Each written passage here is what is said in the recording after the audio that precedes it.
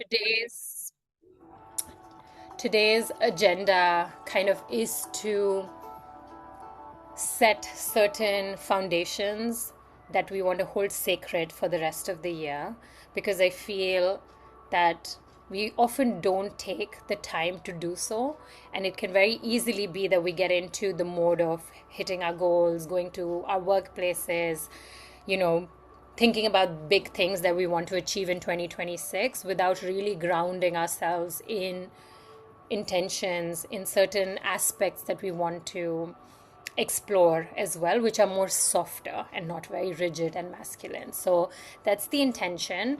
The way the session today or the Sisterhood Circle is designed is we will do a quick check in right after this. I would love to hear.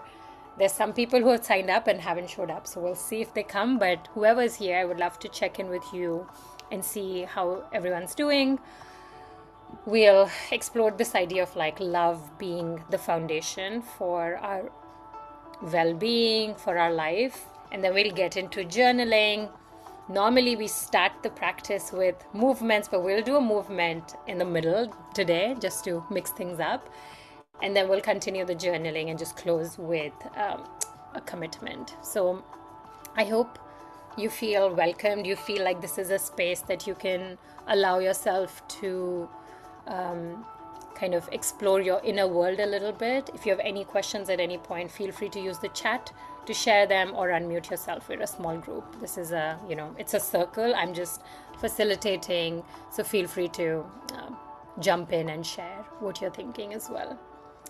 On that note, any questions, any thoughts at this point? No, all's good. Okay, so let's just breathe and land first. I want to share just a little practice, heart coherence. If you follow the chakra system, the heart chakra is also where love, and love not just for people but for ourselves, lands. And today what I wanted to do is take a few moments to breathe together. The way we want to do this is use the seed mantra or bij mantra called Yam, which is aligned to the heart chakra, to the Anahat chakra. We will, in our minds, chant that or speak that while breathing. I want you to also imagine that your breath is going through your nose into your heart. Normally we always think about lungs or our belly, but think about it flowing through your heart and coming out in a circle. So really going from your nose into the heart and then coming out back up in a loop. And while you're doing this, just in your inner world, try to chant the mantra Yam. We'll do this 5 times. If you want, you can put your hands on your chest. I invite you now to close your eyes. Let's just take 1 or 2 breaths just to land. No agenda. You can inhale and then exhale. Do it one more time. Take a deep breath in and exhale.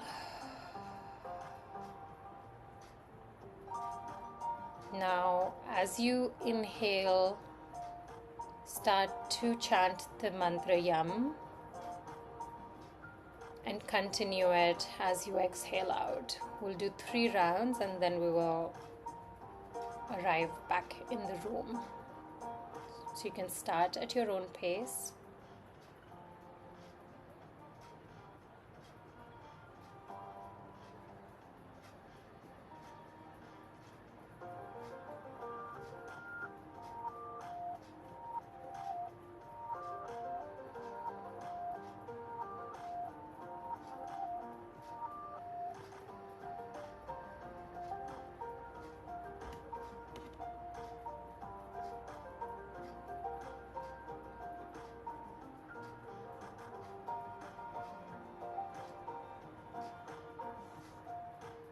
When you're ready, you can slowly put your hands down on your lap and open your eyes.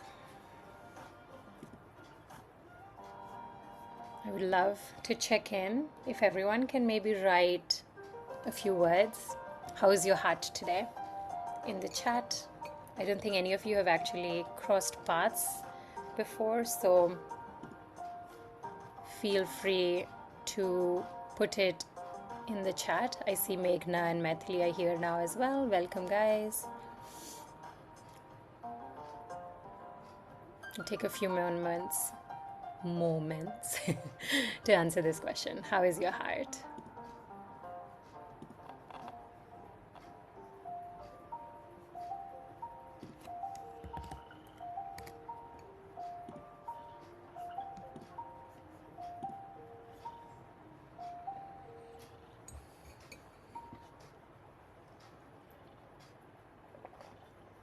Hi, Pukhraj. Can you hear me? Yes, Meghna, Yes. I can. Okay, I'm just going to speak now. I have a very short window to pack my kit for the next 2 days shoot, starting tomorrow morning at 7. So I'm kind of present in the meeting, but I won't be able to like participate with dancing or writing or talking. But I'm listening to everything Beautiful.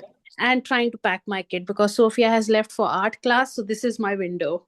Beautiful. No, I'm happy that you're here. Take your time and just Yes. listen in, and you can think about the questions later. Thanks, Meghna. Perfect. Thank you. Yes.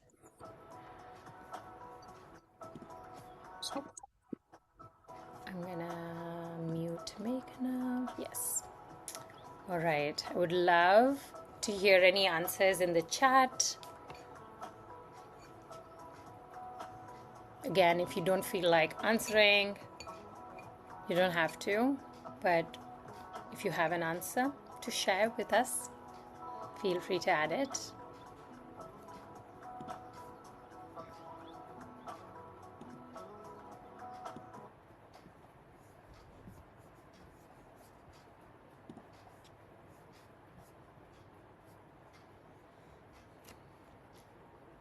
All right. Thank you, Jessie. Jessie says, my heart is heavy and full of love for the people in my life, especially for my partner. Beautiful. Thanks, Jessie.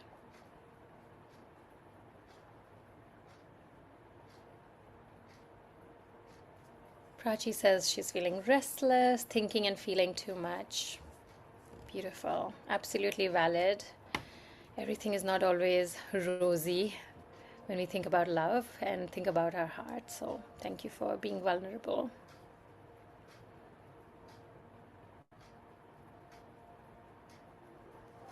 I would say my heart is definitely a bit rushed today because just before I was supposed to come here and set things up, a few guests came, which is a very Indian style that people just show up at the door, and it kind of frazzled my entire prep plan.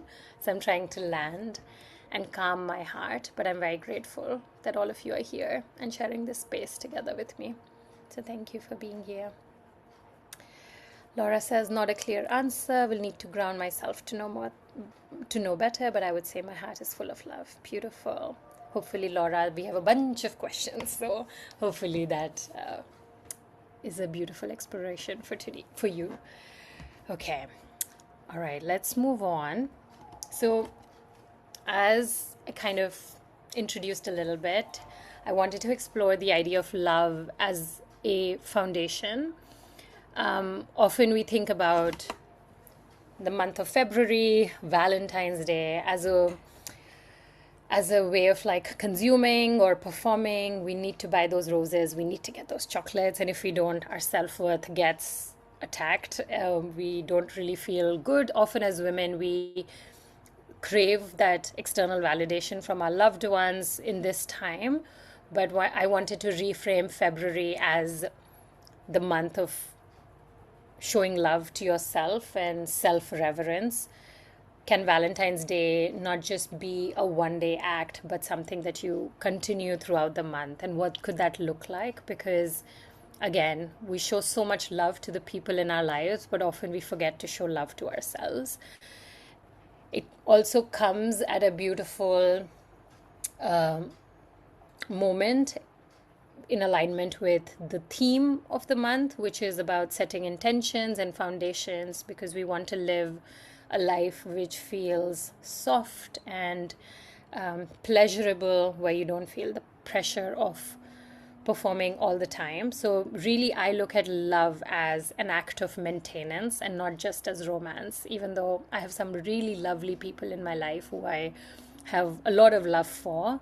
I want to reframe this month as an act of maintenance. I don't know, maintenance might sound like a boring word, but just something that I do and I must do.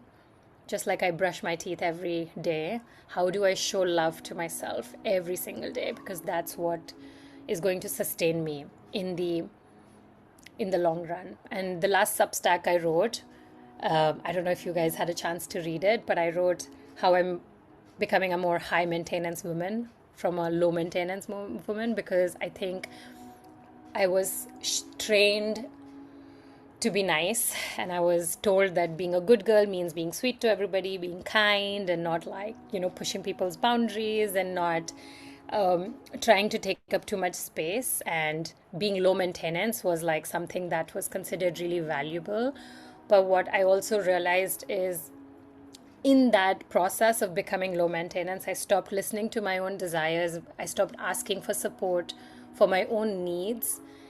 And my radical act of showing up for myself is giving myself the love I deserve, which also then in action looks like being a little bit more obnoxious, which I love.